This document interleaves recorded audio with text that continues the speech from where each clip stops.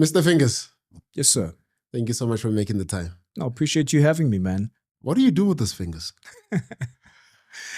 I've been getting that question a lot. Yeah. A lot. It's harder for me to explain, but I'm going to summarize it in such a short sense. My fingers can do a lot of things where I always say whatever I touch turns into gold. Ah, so the fingers turn what you touch into gold. You know, my brother, everything succeeds, you know? You are in cybersecurity. Yeah. And of late, cybersecurity is quite a buzzword. Yeah, it's almost replacing the buzzword that was once AI and industrial revolution. There's a lot. Why is it now popular?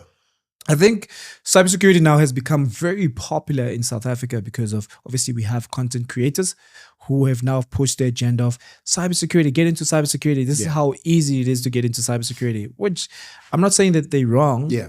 I'm not saying that it's easy as well. I think there's a misconception regarding that, but we'll get into that as well.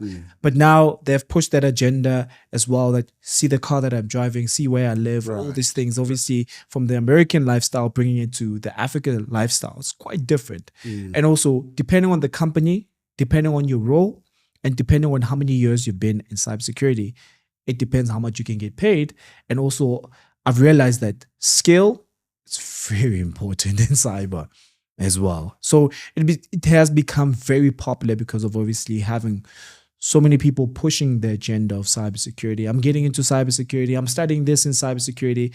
And now obviously with some of the things that we are seeing, the trends from AI attacking companies, hacking companies, people being, fraudulent activities, all these things, bank scams. So the list goes on. The list goes on. So yeah. So right off the bat, let's just get the myth out. I do a 6 months cybersecurity course, and I'm expecting to be absorbed somewhere. Is that a fair expectation on my part? I think 6 months, I always say 6 months is a bit small when you're trying to learn something. It depends how good you are in grasping concepts and information. But give yourself leeway of 1 year, 12 months. That's what I mean, 12 months. 12 months is very important. Here's the reason why. Because within the space of 12 months, you can do quite a lot of things. Number one is first learn the fundamentals, especially if you don't come from a cybersecurity background, right? Learn the fundamentals. If you don't know IT, learn the fundamentals of IT, is how computers work and operate.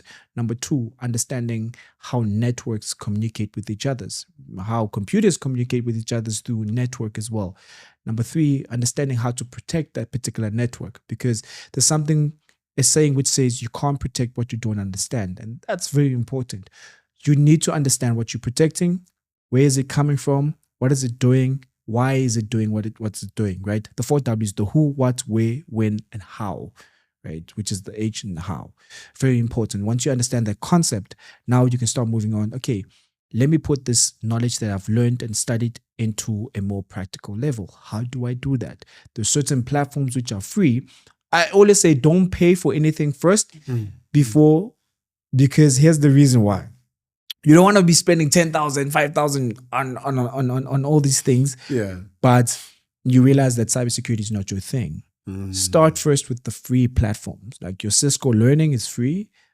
Learn from that. And then jump onto platforms like your Subverted, Try Hack Me, Hack the Box, well, PwnLab is not free, but some platforms are free. Some cybersecurity platforms are free. Try those platforms first and see, okay, this is something maybe I'm quite interested in and putting the practical work in. And then from there, you're like, okay, now what is my goal? What is that I want to achieve? Research jobs that you wanted to do, which are within the skills that you want to do and the skills that you currently have. For example, if you know that you are a cashier or you've worked in marketing before, ask yourself one question, right? How can I move from where I am to where I want to be? Yeah. And what is it that I need to do to get myself there? And how can I use my skill in order for me to benefit to the career that I want to pivot in cybersecurity? And then simple from that, what you can do, ChatGPT is there. Let it be your coach. Exactly. Let it be your coach. Before you come to us and ask us questions, let it be your coach. Ask it those particular questions. I know some people were like, but I wanted to ask you. No, first ask ChatGPT. You've got the coach there. Ask it questions. Don't ask it simple questions like, I don't know what to study. No. Yeah. Right. You have skills. Every single person has skills. Ask it, these are my skills. And from these skills that I've joined out, and also my work experience is this, and I'm coming from this background. Currently, right now, what options do you think I have into coming into cybersecurity, and what career fields can I study?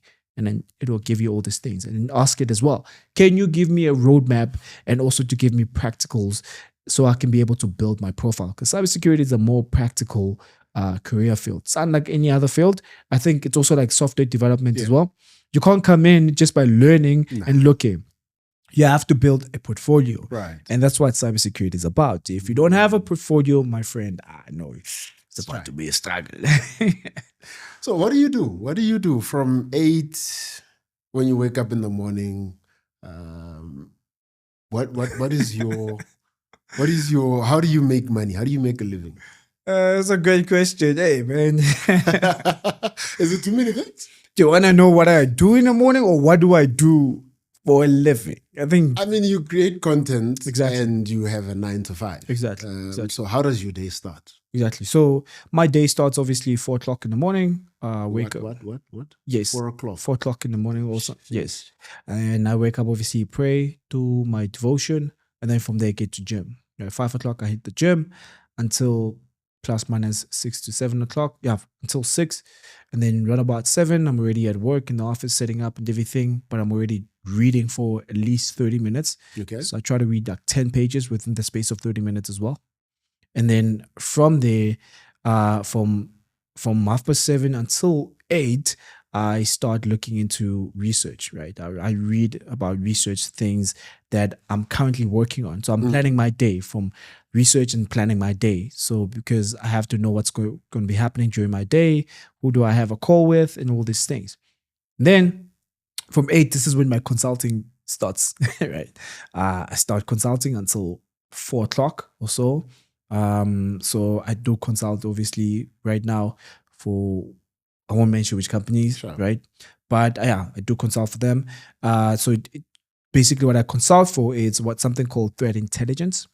Threat intelligence and threat hunting. So I'm consulting in the threat hunting and threat intelligence side, and also in the fraud department at this current moment. Okay. So I'm working on both of those. So this means basically showing them what's happening in the world. For example, who's doing what's doing that, how is it affecting their company? That's one. Finding things which their systems and technology did not detect, right? That's the threat intelligence. That's the threat intelligence as well, and that's the fraud side of things, where I do cybercrime as well. Right? I'm chasing some of the scammers from within the particular company and using the company name and impersonating the company, and I'm trying to take those things down. I'm like, hey, this is what's happening. We found them here. Some of the guys from the company are like, yo, how do you do this? I'm like, dog, it's nature. I don't know. It's just there. Yeah. It's just there. What I do. It's what I do. Exactly. And then later on in the evenings, obviously, this is when I start working on my content. So I do content most of the time during the evenings, sometimes shoot podcasts during that evening as well.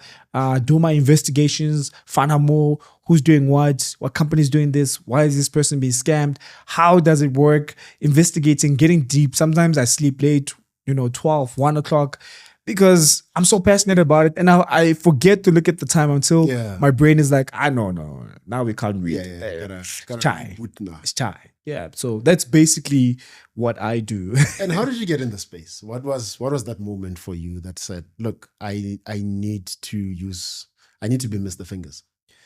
The aha moment for me was, just to give you a bit of a background. So I come from a radio background, which I was a sound engineer and a radio presenter. Right, that's the reason why I speak so well. This man's got his vocals right. So I come from marketing, and then I jumped onto marketing as well, and working in marketing for a while. And as I was working in marketing, obviously I have that radio and technical background from computers, because I'm also a sound engineer. So I understand how computers work. I've always understood how computers work. So I've always loved computers as well. And I get bored very easily. I think we spoke about that off air. I get bored very easily in marketing. in working in radio, I feel like I've always leveled up very quickly in everything because I grasped the concept very quickly. And I'm like, okay, what's next? What's next from here? Guys, I'm bored. What's next? What can I do in marketing? Oh, I've done brand specialist. Oh, I've done marketing, digital marketing. Okay, what's next? And I didn't get fulfillment into that until I came across a post where it said we're looking for a digital specialist in a cybersecurity company. I was like, cool. Cybersecurity could be something that I could do working in the cybersecurity company. Spoke to somebody. I didn't know this guy, so I met him somewhere and met him through somebody. And I told this person, I'm trying to apply for this cybersecurity role, but it's not a cybersecurity role. It's within a cybersecurity company. Using my marketing skills, they're looking for a digital specialist. And this guy was like, and also, from the couple of months we've been spending together, you're very good in OSINT. I was like, what the heck is that, brother? It's like, no, it's open source intelligence. It's basically gathering information about people, finding stuff about people, and you're very good in gathering information and research about that. And I was like, oh. And I told him, I was like, dog, but I'm in marketing, so I need to know stuff. Yeah. But it was like, no. When you go deep into a rabbit hole where you find things, you're like, yo. And I'm like, oh, okay, cool. It's like, yeah, you could use that in cybersecurity. Just use that skill. Don't lose that. You understand how computers work, so go in. So long story short, I got into that. And then, yeah, that's how my cybersecurity career started. And then from there, I've always asked questions in terms of why, right? How can I do better? I've never cared about positions. For me, it's always been like, if I see a person who's better and gooder than me, I want to spend time with them. Teach me, show me how. And my level's always been like, I want to become better than that person. I want to become here. I want my skills to be sharp in here, right? And I've always had this thing that I want you to talk about me in the boardroom.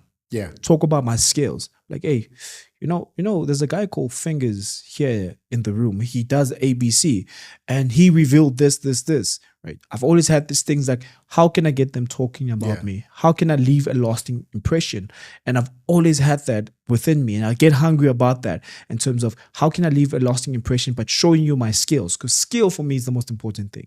And sharpening my sword every single time. When people are going to sleep, I'm like, I need to sharpen the skill. It's time to go back to gym. Exactly. If I don't know something and you show me, I'm like, Stan showed me this.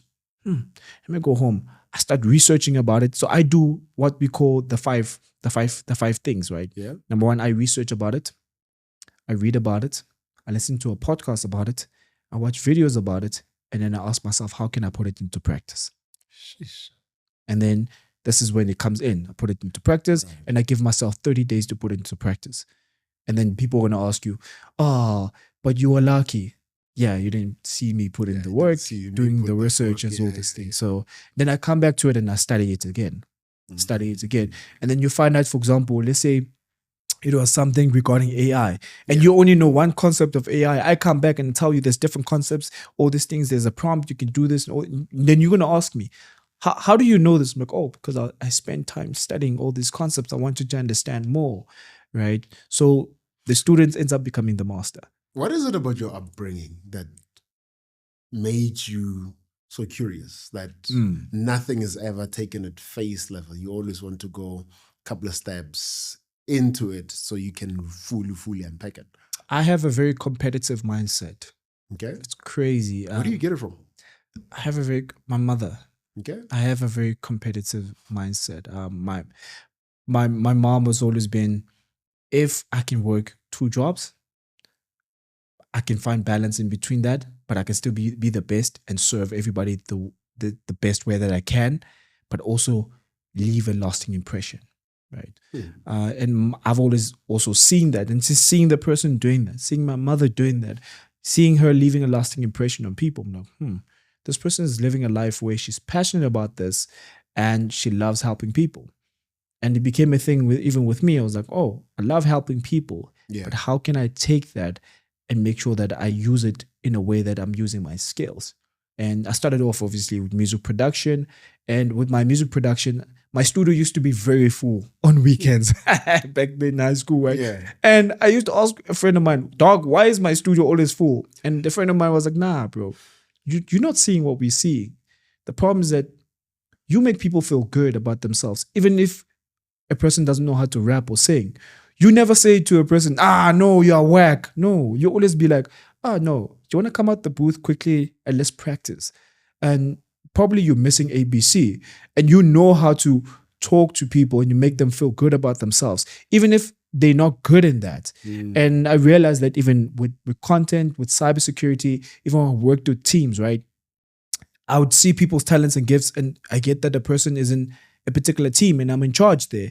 And I'm like, I see their skill, but I don't think we need this skill in my team, but their skill is very good and I need to sharpen their sword. I would talk to them first.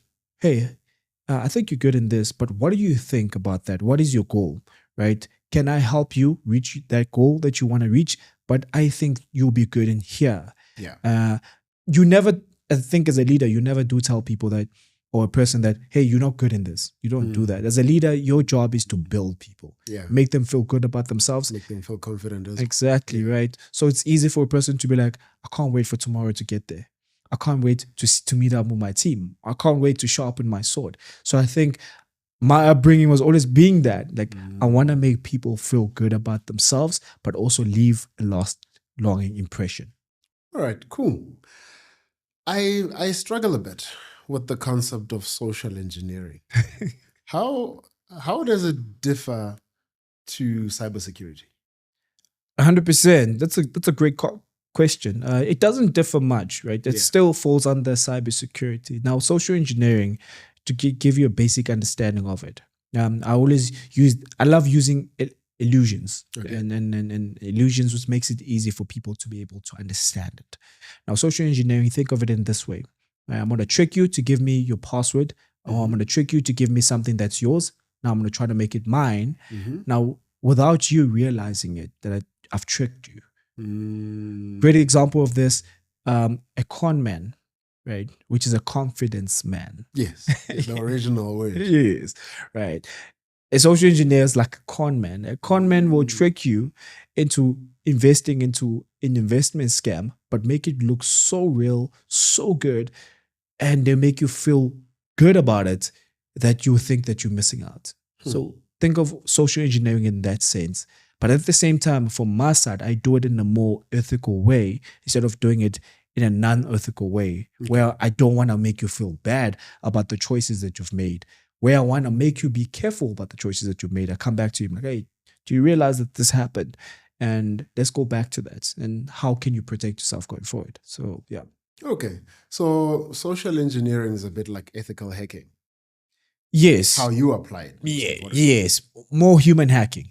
Okay. More human hacking. Okay. And what do scammers know about the psychology of us ordinary people that we just overlook?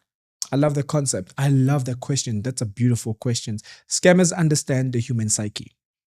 What is it about the psyche that they get so much that scammers understand some of them understand how we think, how we behave, and how we do things. A great example of this, I think a week ago, I threw in a video, right? And I showed with that video what I did. I showed people, I was like, here's one of the concepts where a scammer is going to create a link. And that link, you click on it. Sometimes that link, it's not there to harm you, but it's to locate where you are, what phone you're using, and also how long does it take you to fill in that form. And they take that information, they're able to utilize that and use it against you. For example, they see that 80% of people who have clicked on this link are from South Africa and Joburg. Now, they're going to start doing research. Right, there's a data point. People from Joburg, how do they behave? How do they act? What is it they like? What's trending in Joburg? What's trending in South Africa right now? The age group of these people who clicked on this link, what phone do they have? What do they like? How can I make sure that I target them using ads? Exactly, right? So you get my point. Now they've studied you, the human psyche, in such a way where some of us in cybersecurity people don't do these things. When you see, wait, are they using open source intelligence at this point? Exactly, they're using everything, obviously, which is open source. Right, it's crazy. Like, so how you should understand how these whole scamming syndicates work? They work in the triangle. Okay. So to make it easy for you to understand, there's the person who's in charge. Okay. There's a person who does, for example, the research, and the person who executes. Some scams don't work as a one-man scam. The one-man scam, sometimes you can see them like, Chance. it's a chance at this one. This one is useless. Yeah. I can finish him. Right. And then there's some of them who are so good where you're like, yo, this one, they finished me. Those ones, there are people behind it. But do they study psychology or is it just luck? They don't study psychology. They study their target. It's important for you to understand who your target is. How much of this preys on trust? If I can make you trust me, it's easy for you to give me information, right? So that's the whole point. If I make you trust me, you give me information, and much information I can get from you, I can use it to act as you. So, for example, to know my target, I need to understand where my target lives. What does my target do? Where does my target work? What does my target like? And who's my target associated to? And where does my target spend most of their time on social media? Now, I need to create certain things according to what, for example, according to what my target likes. If my target is, for example, a fashion content creator, I'm going to create something that a fashion content creator would like. I'll create a fake company, which is a fashion company. No one has ever heard about it, but I'll pay for Google Ads. I'll register and buy a domain online, and then I'll buy fake followers. Boom! I'll put them on. I'll put those fake followers on, for example, on Instagram, and then from there I'll start posting on Instagram so you can see that I'm credible. And I'll create fake people using AI from there. LinkedIn, this is a CEO, this is a social media, what, all these people, right? Then I'll create domains, email domains for these particular individuals. And then from there, I'll create a form. This is what I would do. I'll create a form. Yeah. And then I'll target you. Like, hey, Melissa, listen, we like your stuff. Your stuff is fantastic. Would you mind just filling in this form? We would like to work. First of all, we'd like to work with you. We would like to offer you 15,000 Rand to just post one post for us.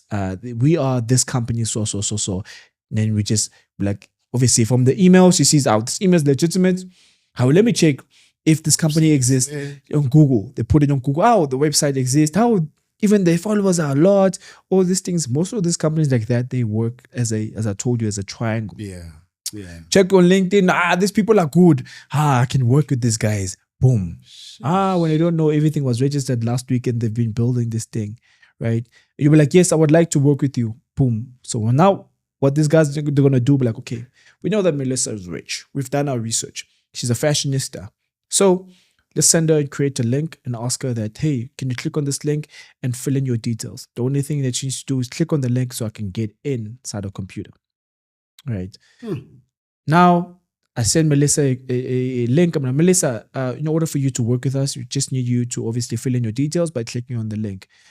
Send Melissa the link. She clicks on it. Boom. How? If she clicks on it, it's like, how? The link doesn't open it. The page keeps on flicking. I'm like, okay, it's fine. Don't worry. We got in.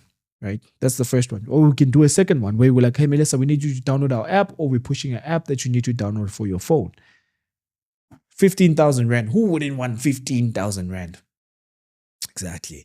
Right. You download the app because you didn't do your research in terms of checking the ratings and the comments. Some of the comments are fake because they write the comments. Yeah. Exactly. But you didn't check when the app was uploaded. That's one. You didn't check if the app is actually good or what, and research on it on Google. Spend time, spend months, whatever you can. But why would they spend so much investment in scamming Melissa? Is that setup scalable? So can they use it? So it took them a month to set this thing, to get it in motion so that Melissa can trust what they do. And essentially they send them a form and they start getting some data from her. But do they then take the same setup and then have a new target? They use it to the same people over and over. Until what happens? Until somebody tries to expose them, still the same, right? Until somebody like change names, have put something new up, and then the right. So some of these scams, these guys are so smart. For example, the email domain will be registered just to be used for either a couple of months or a couple of weeks. That's all. Then when you try to go to their website or you try to email them, the email doesn't work. Great example of this, one guy who's a TikTok creator was actually scammed. Well, a lot of them are scammed. Yeah. Was scammed. He saw it take a lot. he saw a sneaker from a website. I think he said it was Takealot. And he clicked on it. The sneaker that he wanted was actually cost 1.5. But on Takealot, when you saw it on that ad, it was 400 Rand. Ooh. Which they got him where they want. He clicked on the ad, filled in his details, put in his card details, bought the sneaker, gets an email that, hey, thank you for purchasing from Takealot, whatever, sharp. He waits 2 days, 3 days. How? No confirmation of my sneakers coming. He reaches out to the email bounces. Boom, the email is not delivered anymore, does not exist. The guy goes, checks out the page is gone. He's like, I've been scammed. My money gone. Right? But there's the problem. His money is gone, which was the $500, but his card details are still there. He gave them authority to put his card details. There was no other payment option. That's when the red flag is. If there's no other, sometimes in some of these sites, if there's no other payment option besides putting your card details, then you know. It's chai. Damn. I know. That is insane. Yeah. So how long does and I'm asking you to get in the mind of a scammer here. Yeah. You hunt them down. How long does it take, or what is the thought process for a scammer to hack one's WhatsApp number? And I mean, they hack your number today. Couple of minutes later, they start sending your contact list. Send me 2,000. I'm stranded. And what research goes in for the scammer to go, I want Mr. Fingers? Again, knowing who your target is, right? Yeah. Some of them is knowing who they target. Some of them is just luck. I'm gonna be very honest. Some of them is just luck. Some of them is just knowing who their target is. One of my friends was a celebrity. His phone, his WhatsApp got hacked. And when his WhatsApp got hacked, how his WhatsApp got hacked in the most simplest manner ever. They sent him a link coming from WhatsApp, but via SMS. Okay. He clicked on it. Okay. When he clicked on it, nothing happened. Which was weird for me. It was like, what? I need to see that link. I need to see that How link. do you click on the link? Like, I don't know how. See, that one, I couldn't investigate it because I needed to see the link in order to know what happened. I don't know what happened. But from what he says, he clicked on that link. That's the only thing he did. He didn't fill in any details. And then he tried to go into his WhatsApp after that. Boom, he was logged out. He tries to log in, put in his number. One click. Yeah, just one click. Yeah. Nothing happens. He clicked on it and then it took him to a page, but the page was blank. Right? And they said he clicked again. It was like, oh, what's going on? Because they told him that your WhatsApp, I don't know, expiration, whatever, urgency, you need to, what. And they didn't use a cell phone number. They used that long VOPS number, right? So they were smart by using that. He was like, sure. The link didn't look, and again, these people can buy domains. When I saw the link, just miss one character. The link was WhatsApp, but it was not .com. The WhatsApp, it was .net. And he didn't see that. He just saw WhatsApp and he was like, this is legitimate. It's fine. Clicked on it. Boom. That's a little bit irresponsible from WhatsApp's part. Why didn't they buy all the domains? I don't know, hey. But anyway, this guy got into his WhatsApp. I was like, okay. He didn't worry much. He's like, okay, my WhatsApp, let me just try to log in. WhatsApp didn't allow him. He's like, okay, cool. I'll wait a few minutes, whatever, and try to log in a bit later. We are getting messages. Boom, boom. Hey, dude, can you borrow me 2,000 Rand? I'm stuck, whatever. First things first, I'm going to tell you the honest truth. I was not going to give that guy money because I know that guy is rich. Okay. That's for me. Wait. If you know he's rich and he says I'm stranded, wouldn't you fall for it? I didn't fall for it because I know he's rich. 1, 2, he'd never asked for money. Right? Okay. And that was weird for me for him to ask for money and saying that he's stranded. When he's driving long distance, I know that he uses a driver. Okay. So that became red flag number 2, that he's stranded. He's not the type of guy just to be stranded. Why would he call me where he's got all these other millionaire friends? Right. I think a few days later, I see his post on social media.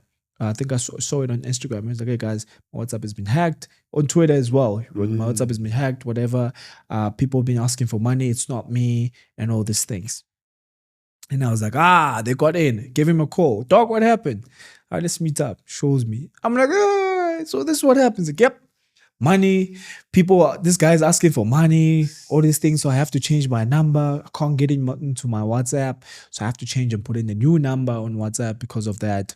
And luckily, nobody gave this guy money. And I was like, literally, this is how this guy, I think this person who sent him this link, they knew that this person is rich. Because they were not asking like for 2,000. They were like, 10,000. 15,000, dog. Do you mind just selling it 15,000, dog? I was like, what bank account were they using? Do you mind just sharing that bank account too? Because now they're not smart enough. And then we found out that the account that they were using, it's what we call a mule account. Money mule account. Yeah. Right. What a money mule account is, think of it this way, right? It's a person's account which is used for fraudulent and criminal activities. So it's a person, for example, let's say they're not involved in the crime. Okay. Right. They're not involved in the crime, but they're just using their account to move money, and then they can pay whoever is involved in the activity and the crime. Right. So for all intents and purposes, I just go guys, find somebody who's unemployed. Yeah, that's what they do. Them to get to open that is 100%. That's what they do. From my research and also what I found out and spoken to people about, it's basically what they do with these mule accounts. They find unemployed people, person who's been sitting there, they're like, hey, would you like to earn 10,000 rand from this job? It's simple. You just need to work from home. Person agrees. Sure, dog. What is that I need to do? Well, the only thing that you need to do is just you allow the account to get in, and then you pay me cash. You go into the bank, you pay me cash. That's all. Why is the reason they do that? Is because these guys, they know that they can't be traced. So if somebody's going to go in trouble, it's the person there. And that's the problem about being a mule, is that you can get blacklisted. The downfall. You get arrested, and it's over. I mean, it's all for your career if you get arrested as well. So the WhatsApp scams, they actually, some of them go to the extent of checking who the number belongs to, how much they earn, and all of that, so they can start. I think it depends. Again, I wouldn't say it's easy to check like that. Yeah. But obviously, if you do work with some people from, and I'm not pointing any fingers here again, but some of these activities are done by also what we call insiders. What an insider is, it's somebody working within the company, for example, in the telecommunication space, and somebody's going to be like, somebody comes in from outside, like for example yourself, and let's say I'm working in the telecommunication space, and you coming to me like, dog, how would you like to make 20,000 rand on the side? And I'm like, sure, why not? And then the only thing you say to me, yeah, you just need to give me cell phone numbers with their names, and then that's all. We do the rest. I give you that list. I'm like, sure, here's the list, bro. Do whatever you can. With that being said, right? So some of the insiders, they steal company information, give it to people from outside as well. Because there's reasons why some of these insiders do what they do. There's a reason. There's a reason. Either some of them are not paid well. Some of them are either want to revenge on companies. It's different things. It's different things. Yeah. And what do? Your number got hacked. You realize you used your WhatsApp an hour ago. It's now about 2 hours in. You don't have access to your WhatsApp. What is the first thing that you should do? I think the first thing we should always don't panic. That's number one. Number two, our numbers are linked to a lot of things. Right, some of the numbers. This is why you panic. Exactly. So your numbers are linked to your bank account, to your Gmail, right? Your email, all these things. Use the number for two-factor authentication. Exactly, for all the other things. Yeah. First thing is first, call your bank. That's the first thing I'll tell you. Call your bank, let them know. Google search your bank's number, call them. Be like, hey guys, block my card. This is but first things first. I think check your account first, and then call your bank. After that, be like, hey, my number has been hacked. This was happening. I just wanted to let you guys know. If there is fraudulent activities, I'm just letting you know that it's not me or whatever. Because their calls are recorded, and they can go back to the call as well. And you tell them, hey, I just like to change my number from here just in case this is happening, and just block my account for now and all these things, right? They can do that, or keep my account on hold. And then the third thing that you need to do as well, it's call your your telecommunications company, right? Depending if you're using the numbers also for calls, as well. You just tell them what happened. Hey guys, I just want to report this on the fraud department. I've just been obviously hacked on my WhatsApp. At this current moment, my number is linked to certain accounts, to this and that and this and that. Just letting you guys know, please, if there is any fraudulent activity that you guys are seeing from your side, please can I have a case number so I can open up a case from my side. This helps you if, for example, any activity has happened in your bank account. So you're able to come back with the case number and you can go back to the police station, be like, hey guys, I'm reporting my numbers in WhatsApp, whatever, write an affidavit. And you're able to come back to for example, the bank, that right, guys, I did report this to you guys. The calls are recorded. I also did report it to my telecommunications company as well. What's happening as well, if they can just check the activity from their side as well. Unfortunately, if your WhatsApp has been hacked, you know, it's really hard to recover it. That's why it's important to put in your two-factor authentication. Put it on. Very important. Make sure that it has a code as well, right? The passkey code. So it's not easy to get the number back. It's not easy to do anything much after the WhatsApp is hacked. It's like it's done. It's going to go through the process that needs to go through. You're going to report it. Eventually the number will get blocked and you'll need to get a new number or do a SIM swap and have your number back, whatever that process would be. I cannot confirm nor deny that at the same time, right? Because again, I haven't tested the theory of that, but I know, as I said, people personally that I know, their number has been obviously hacked on WhatsApp. They just decided to change their numbers and not move forward with it because their numbers linked to a lot of things. So my advice is leave that number because now it's linked and that person has taken over your number. So leave it. And rather call your telecommunications provider as well. Just tell them, guys, this is what's happening. My number is linked to here. I probably might change my number and just re-register a new number as well. Yeah, because you could reuse that number and they might come back because it's the same number. Exactly. But then what do you do outside of two-factor authentication, which is the obvious thing to do? But is there any other thing that one can do to avoid the silly scams in getting hacked? For example, the WhatsApp one. What are the things that one can do to protect themselves to say, look, no matter how desperate I am not going to do these things just so I give my information out there and then I'm getting hacked. We share a lot of things on WhatsApp. It's our form and first communication that we share on WhatsApp. Most of the things that we share in our family groups are links that whoever has passed on. And we're like, let's click on that link. That's the first thing we do. We don't ask questions. Somebody's going to tell you, I got paid 20,000. I got paid 5 rand an hour. We don't check if these things are real or not. Very important. Do not just click on things that you don't know and don't understand. I always say question every single thing. Question. If your cousin sends you a link to whatever, ask them, why? What is this? How do you get paid? Show me. Oh, okay. Don't click on the link. Go do your research on the company itself. Google search, right? If you get a message on either your SMS or your email and telling you, hey, it's urgent, anything with most of the time which is urgent, it's a scam. And you look at the link and you see the link is written whatever. Jibbity. It's always written whatever, you know. Be very careful on that as well. Again, don't just click on things. Exactly, right. Be very, very, very careful. Use a technique of questioning things. Like question things. Why would WhatsApp send me an SMS? Why wouldn't WhatsApp send me an AI message to let me know about this? But why are they sending me a WhatsApp message to let me know that my WhatsApp, I need to change whatever I need to change stuff? So again, activate two-factor authentication. That's really going to help you as well. Because if your phone is lost or somebody tries to take over your WhatsApp, they will struggle to get in, right? I know that there are people who told me that they did activate the two-factor authentication and their WhatsApp was still hacked. What? Yeah, somebody told me that and I was like, that's a good one. I've never seen that. The only way for me to able to confirm that and also to investigate that is for me to see it. Right? Because I didn't say they're lying because I can't confirm and deny it because I haven't seen it yet.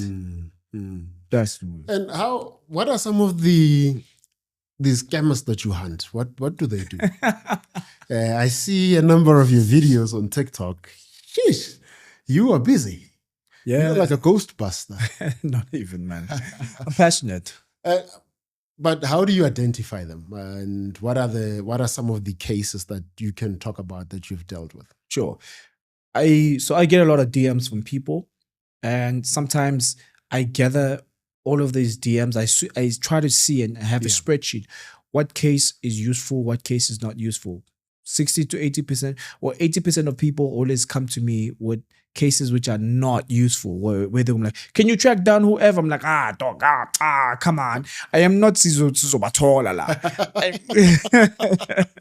I don't do that.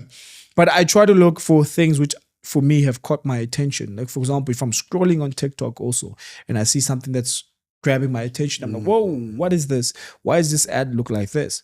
Right? Let me investigate some of this. I question things like, if, for example, I see an influencer promoting something, I want to do research on it. Why are they promoting this? Who's behind this as well? So that's basically how I catch some of the scams. Some of them are either social media ads for jobs, right? And some of these jobs, easy money, whatever, all these things. And some of them are investments as well, investment scams. So I investigate job scams, investment scams,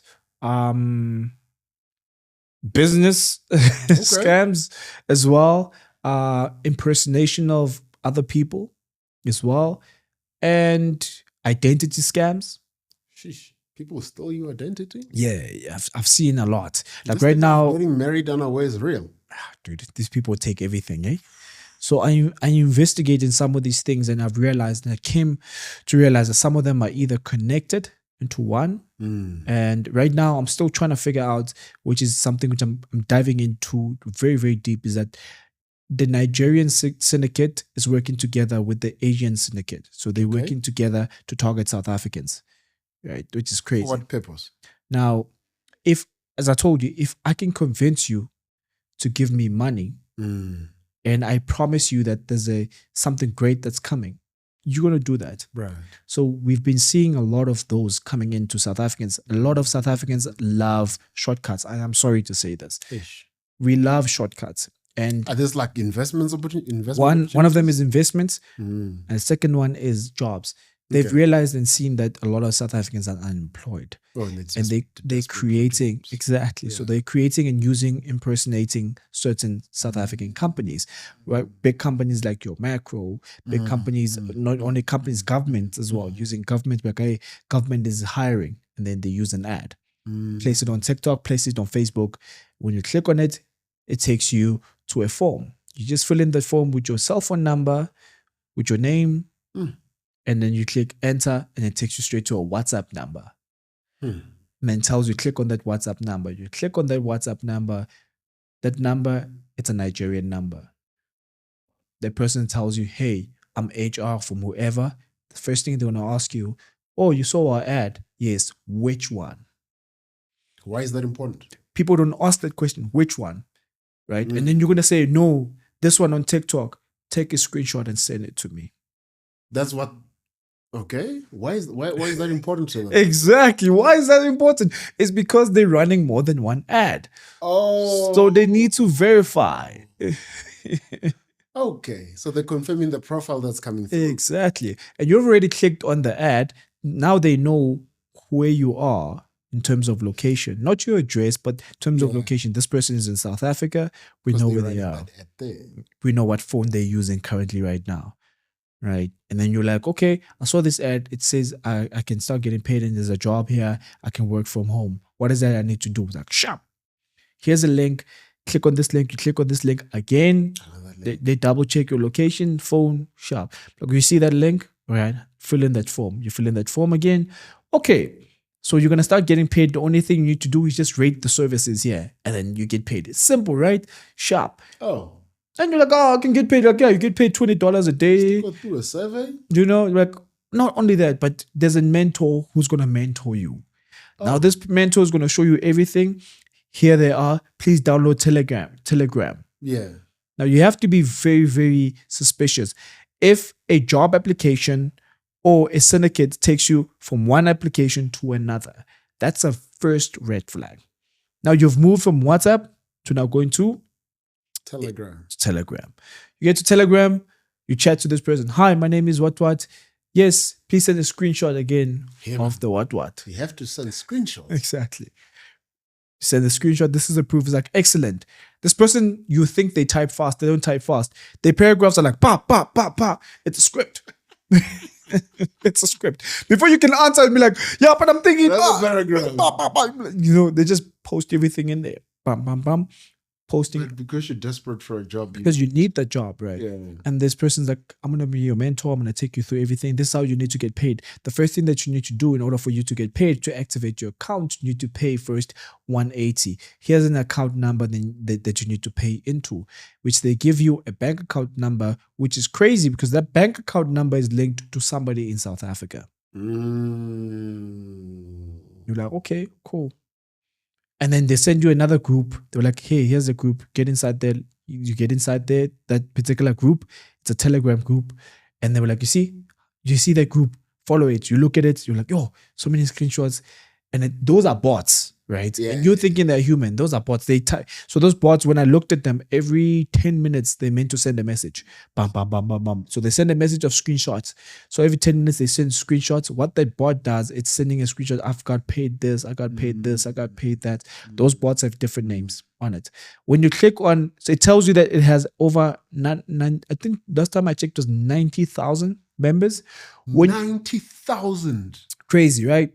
And I don't know if you know, people don't know this. On Telegram, you're able to check the members. Yeah, but on that channel, when you try to check members, you can't. You can't even comment. Oof. And you ask them questions. That's why scammers they hate the person who asks too many questions. That's why you have to ask questions.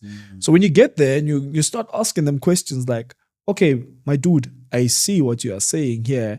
These people are getting paid. Who are the members and why can't I comment on this?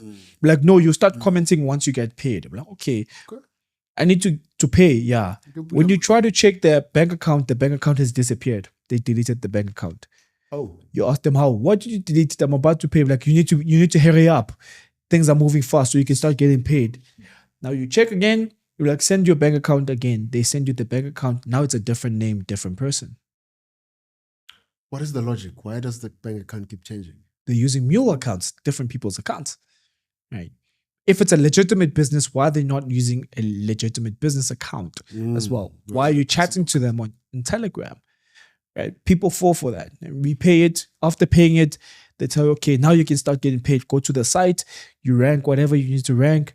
They tell you, okay, in order for you to release the money, you need to pay now 300 Rand. Now you can start getting paid $1,000. And you're like, oh, but guys, you say I'm going to get your money. You get your money once you pay that money. You pay that money, you're like, okay, in order for you to withdraw your money, you need to pay us 500 Rand. Oh, yeah. Damn. So the asking never stops. Right? That's asking for you to pay for something never stops. The asking never stops. And what kind of a job is this where instead of the employer paying me, I keep paying the employer? It's crazy, right? That's the first job one. There's another one. Yeah. Which is the investment scam. The investment scams are so well put together. Okay.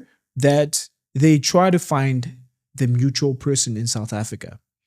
And when we investigated that, I won't mention any names for now. When we investigated that, for example, they'll find one person who, for example, they're not working. Like, hey, my man.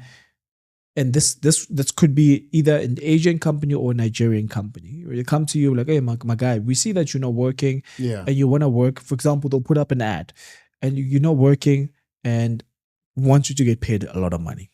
Now, you're going to be the main person here. How it's going to work is very simple. Since you are the main person here, you're going to register a company through, obviously, this is the company name. And then now we're going to start paying for ads using your name and all these things. And people are going to come in investing money using you. Like, everything runs so professional. There's a machine. There's people helping you. There's a mentor. They start running ads. You think you're going to start getting paid and all these things. You see a real person. You're like, I was a South African. They're getting paid. And they're going to start lying to you. I got paid, 500 Rand and all these things. And they tell you, start recruiting other people. You recruit other people which you can work with. Like a pyramid scheme. Exactly. But now the pyramid scheme is much more online. I don't see you. You don't know me. I've never met you in your life. I'm just talking to you online. Right? I'm using you to run money and for you to give me money, and you can find people for me. But at the same time, I'm giving you money to pay all the other individuals at the same time to post fake stuff that they've gotten paid. But even though they are paid by me, at the same time, as people, we love proof. So if you can show me the proof, I'm like, this is a trustable source. This is for example, a cop, a nurse who's getting paid in this. And it's simple. I can just invest in money and I can start making money. You believe me? I'm like, bro, I invested 100,000. You see the car that I'm driving. Oh, really? This guy is a nurse. This guy is a doctor. I trust this guy. You're like, you know what? Just start out invest. Just invest 20,000. Let's invite you into the group. Get invited to a group. They allocate a mentor. Anything which has a mentor is a scam. They allocate a mentor. Red flag number one. That's red flag. A mentor. They invite you into a WhatsApp group. It's a financial investment group on WhatsApp. I told you, once they move it to a platform, it's a scam. Yeah. Now you're wondering, okay, I have a mentor who's telling me all these things. The mentor's like, okay, here's 20,000 Rand you've invested. Now your 20,000 Rand has grown in within the space of three days. Like, it's now 200,000. In order for you to release that 200,000, you need to pay. See, the asking never ends. So that's how some of the scams we've seen them are growing in that sense. But why do we fall for them? What is it that I made this 20K very hard, and in 2 days, somehow I believe that my 20K is now 200? As humans, I think going back to that, right? Yeah. As humans, we're just by nature, there's certain pinpoints that people know how to hit us with. Especially we have to look deep down. Let's be honest with each other. Everybody loves something, and some of these stuff is targeted to particular people. There's a lot of profiling that would go under. Exactly, right? Yeah. So if I know that you love money, I would target you using that deception and concept. If I know that you love kids, I would use certain things to drag you in so I can make you invest using a kid. So deception, everything is all about deception. Why? What did this Nigerian and Asian companies see in South Africa? Are we at their primary target, or are there other countries out there? I'm still trying to figure that out. I'm going to be very honest. Because I can't say we are there. I mean, we're one of the best performing economies in Africa. So clearly our desperation cannot be similar with the rest of the continent. Why us? We're still trying to figure that out right now, right? In terms of, I think my question is, why are they working together? That is one. Right. And two, coming in together in terms of they trying to cut out the middleman of not being traced and tracked by using a local, but also as a mule to pay them. So Nigerians, we've realized that they get paid using Cash App, which is most of the Yahoo guys, they use Cash App. Cash App, we can trace some of this stuff where, for example, if a person gets scammed and you're speaking to a scammer and they're going to be like, send the money through cash on my Cash App, automatically for somebody like me, I would know that that's a Nigerian person, right? But if the person says send it to a I'm going to say the name. Send it to a bank. Send it to this particular bank. Yeah. I'm like, oh, the South African bank account, but this person say they're overseas. Right. That's weird. Right. Overseas companies usually would use a PayPal account. Yeah. They're always going to ask you, do you have a PayPal account? A payment gateway of sorts. Exactly. Direct. And why would you also use a personal name when you're a company? You're supposed to use a company. An international name. Company using SIPO. Exactly. Why would you use a Gmail account? That's another red flag. Sheesh. And what has your success been like? You've been hunting and exposing scammers for the longest of time. What has your success rate been like? And what do you do with the success when you bust a scammer? What do you do? I think for me, success, we all have. We look at success differently. from a different perspective and a different eye. For me, success is making sure that I impact and I give people the awareness that they need to know and alert them. That for me is success. As long as I can get 2 or 3 people being aware of it, I know those 2 or 3 people can impact 2 million, 3 million people going forward. For me, that for me has been amazing. Seeing people comment, but like, dude, you just saved me. A great example is the fines essay one, right? Fine essay, where people are getting traffic tickets and all these things, right? So I started busting that a long time ago, and then I showed the video on that, and people started doing videos about it after I done it, right? So I tracked even where the money even goes as well. So it's showing people that in terms of, hey, don't click on this. Here's the reason why. Because nobody explains. Even in companies, but don't click on that link. But why shouldn't I? It looks legit. Exactly. So I want to show you. I'm that guy who clicks on it, but I'm going to show you what happens if you click on it. I also want to show you what happens in the scene and behind the scene, and what are the consequences of clicking that link if it were to happen that you click on that link. And again, explain in terms of how's the bust been for that. Being very, very honest, some of them were able to shut certain sites down, certain small companies from that down. But some of them is a bit slow. I'm going to be very honest. I mean, it's really hard to get law enforcement in South Africa being involved in some of the things, because when you try to get some of them involved in cybercrime, it's a bit tough because they'll tell you, we don't deal with such things here. So wait, what do you mean we don't deal with such things? So they don't have the due restriction? Yeah. So I don't know. People know this. Most cyber crimes, law enforcement, that you have to, when you report a case for cybercrime, you have to report it and then tell them to open a case for you in Cape Town, because the cybercrime division is in Cape Town. So now the question is, okay, it's in the Cape Town side of things. Are they going to investigate? Do I have the evidence as well to provide them? And how am I going to get feedback? That's one. 2, and how long will it take them to investigate? So I always look at it in that sense in terms of by the time they come back to that person, damage has already been done 7 times to 10 other people. What is that I can do now at this current moment? I'm not saying that I'm taking the law into my hands, but what is that I can do? Maybe it's exposing them using social media, making people aware, waking people up. Somebody can be like, light bulb moment. My mom was about to do this. Thank you. You just saved a lot of money from this. So having that light bulb moment for people, just making people aware. That's where the social engineering part of me comes in. It's like, I know how some of these scammers think, because I'm a social engineer. This is what I would do to trick you. And what has been one of your biggest busts? That's a great question. I've never thought about that one. What? Yeah, I mean, I'm sure you've busted some. I've never thought about that. Some big boys. I'm wondering, what were they doing? I've never thought about that, but I'm not going to mention anything. But the only thing I'll just say is that there are few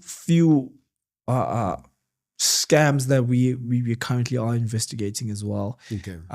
Especially here in South Africa, most of them, we have big ones, which are schools. Yeah. What?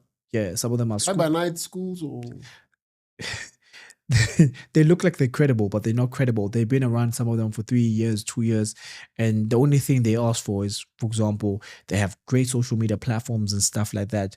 What? But now they ask, in order for you to register, that's money up front. Yeah, right? yeah. People believe that they pay money up front. And once you pay money up front, but they're asking money up front, not from a business bank account, from a personal bank account. Again, the personal bank account. Personal bank account. And they tell you, okay, now this is when you're going to start school on this specific day. You need to pay for registration fee, which is, for example, 2,000, 3,000. You pay for that registration fee. You never hear from them again. Disappeared. Damn. Right. And we've seen a lot of those. There's so many investment scams, obviously, which the one which was busted, I think, a week ago. Yeah. Again, some don't want to mention names as well. So different ones that we are seeing. A lot of guys from another province in Cape Town, some of those guys are doing scams, and they're scamming a lot of people. So we are going to be investigating some of these things. How do they make money? Where do they make their money? What's going on? So always questions things. I always question things like that. Right. Yeah. But yeah, the biggest buzz, man, I have not been counting. Yeah. I think for me is just putting in the work. Do you think as a country, we are well equipped to deal with cybercrime? I think we have the skills, but for community side of things, I'm going to speak for communities, for different communities as well. Great example of communities is Ukas. Sure. We don't know much about technology. Yes, we use phones and all these things, but some of our parents, grandparents are not aware about technologies. Let me ask you a question. Sure. Every single time when your bank sends you an alert in terms of, or an awareness message, do you read it? Oh, no. Why? It's the bank wanting money from me or telling me about an upgrade. I'll get to them. Exactly. That's what how we all think about, especially us, right? Black people. I mean, let me start in that communities. I've seen it. I've studied the psychology behind it, the psyche for that. Do you know what's the reason for that? The reason for? Do you know what's the reason why you don't read that? Why? Because nobody explained to you cybercrime and cybersecurity properly. And that's where we've went wrong, even with banks as well. They send out all these messages and they use certain people to advertise these things, but they're not sending the right person to speak to the right people in the communities. The message doesn't get... Exactly. So the message and the translation is lost in the middle. The message doesn't go out there, right? So that's when most companies pay for big PR. Yeah. Amazing PR. We can protect or doing all these things. It's amazing. It's great. But at the end of the day, people are still affected. If people don't understand, they can't help you protect these things. Companies at the same time will spend millions on using amazing tools, on paying for cybersecurity awareness. And they tell users and employees that, yeah, you have to do this security awareness training. If you don't do it, you know what's going to happen? Yeah, we're going to put you in compliance. But nobody explains to people what's the reason why we have to do this cybersecurity awareness.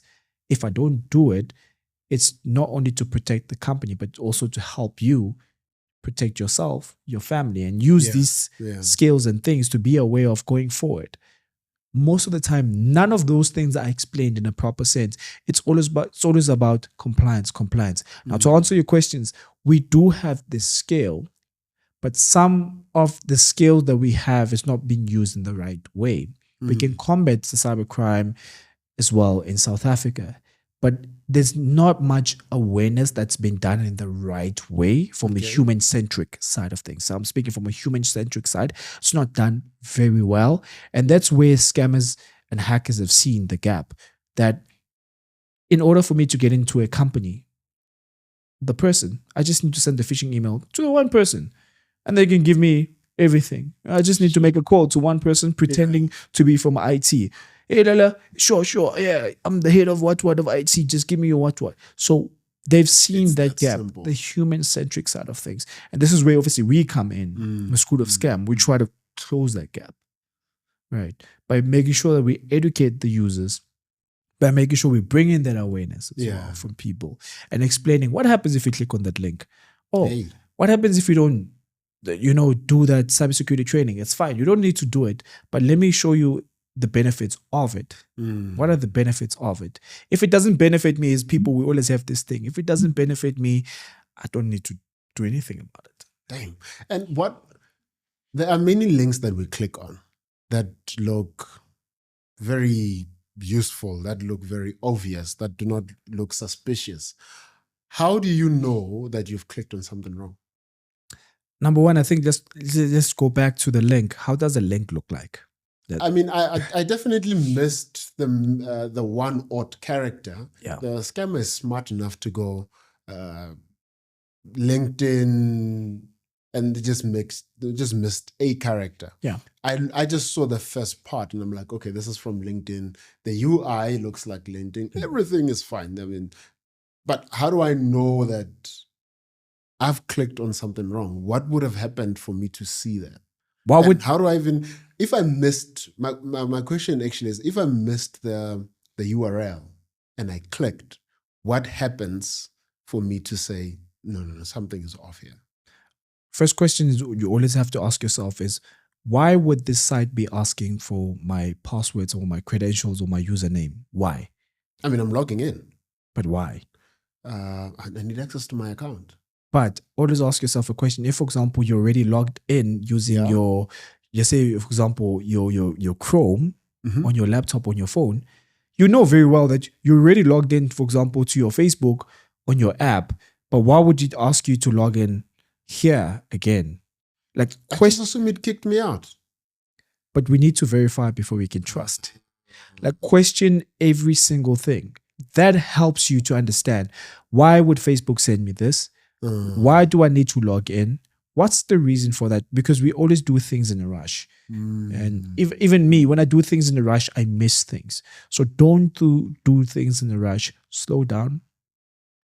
Double check if it's legitimate or not. And how do you verify before you can trust? Ask yourself questions like what I asked. Why would Facebook send me this? And let me double check if the URL or the website for Facebook really looks like this. Let me Google search. It doesn't even take you 10 seconds to Google search literally how it looks like. So let's say I've missed a lot of the science, right? I've been clicking on funny links since I've been online. So far, nothing has happened to me. Sure. What risk is underlying there? As far as my, call it digital identity, call it digital footprint. Where is there a risk underlying, bubbling there? Is there a digital version of me out there that's been extracted? What risk lies? I think going back to that is, what type of link is it, and what is it meant to do when you've been clicking on those links? Because some of the links, it's either a credential harvest link, which is basically a link meant to take your password, your username, right? And it's either that link, it's meant to locate where you are. And some links, it's either meant to get inside your system or whatever you are using at this current moment. So it all depends in terms of what type of link is it, because different links either has what we call malware. Some people know it as a virus. It's either it has that just to install that, or it's either asking you to install something or telling you that, hey, your laptop or your phone has a virus, you need to install this. And they always going to ask you to do this. No, I get that. Just thinking, I'm sure I've clicked on 10 or more than 10 weird links. My question to you, nothing has happened. Exactly. My question, what was the point? Was it just checking where I am? Some of them is that. I think my question to you is, after you've clicked on that, do you see anything happening? So just being on the lookout in terms of, have I seen any suspicious activity happening in my phone, in my laptop? If you do see anything suspicious and like that, like, now you have to be a bit worried, right? What type of link did I click on? What's going on? And what's happening here? Just double checking your stuff. Very important. What is my laptop linked to? What is my Chrome linked to? Is it linked 60, 80% or 100% of the time? Is that your Chrome is always linked to your Gmail. Your Gmail is always linked to other accounts. And we have one sign up for everything. When you click on that, it's like, bam, bam, bam, bam. Is that dangerous? There is. For me, I use different browsers for different things. I know my laptop always has things, like my friends always complain. I use different browsers for different things. It makes my life easy. I'm coordinated like that. My mind just works like that. It's not paranoia? Yeah, maybe it is, but I work that sense. And you're safe in that way. That's me, how I work. It's easier. Like if you send me a malicious link, I know how to look at it first, right? I just if it's in my laptop, I hover over it. But if it's on my phone and I look at that link, I'm like, I don't trust this one. I send it over to my laptop and I want to check it as well. But the best way for people to check out if a link is malicious or not, copy that link. Simplest way, there's something called Virus Total. Search for it, called Virus Total. Paste the link there. click on that, and it will tell you if the link has been flagged by other cybersecurity companies or not. And if it's flagged by other cybersecurity companies, it will be red. You'll see it. This is when you know, they're trying to get me. But some of them, you get that they're not bad links, they're good links. Just that they've been flagged by some cybersecurity companies because of maybe of how the URL starts. So it all depends. But to be safe, you might want to check. You might just want to double check. Sure. All right. And if people need your assistance, how do they get hold of you? Yeah, so if people need to get in hold of me, so they can email me at info@schoolofscam.com. So it's School of Scam with the K. It's SKOOL, schoolscam.com. So info@schoolofscam. Hit me there, and on social media, you can follow me, Mr. Fingers on TikTok, Mr. Fingers on Instagram, and yeah, hit me up. Let's see. If you try to send me an inbox, please be very patient. I would say, and I've been saying this, is that I try to respond to every single DM as much as I can, and be patient with me. I will definitely answer your DM as well. And please don't ask me to trace or track your boyfriend or your ex-girlfriend or your wife and try to get in somebody's phone. I don't do that. Please come up with real cases, bring in the evidence as well, so I can be able to see if I can help you and also advise you as well going forward. But yeah. Lastly, what is your hope? 5 years down the line, how do you hope the cybersecurity space would have evolved? With now, a lot of things are evolving. I'm looking at how AI is going to be evolving in terms of more scams. So unfortunately, there are going to be more security scams and fraudulent scams which are coming in at this current moment. And in South Africa, it's still being introduced slowly but surely. And we just need to educate ourselves in terms of how do I protect myself and where do I go if this were to happen. And I pray and I hope that in the next 5 years to come, that there are some laws which people are aware of cyber laws, and also we can have initiatives to take those laws seriously and take actions and protect not only obviously the employees, but also protect the people in the community as well going forward. Mr. Fingers, brother, thank you so much for making the time. Appreciate it. It's been a pleasure. That has been the Angle Podcast. Thank you so much for tuning in. Do like, subscribe, and share on all social media platforms. Thank you. Appreciate it.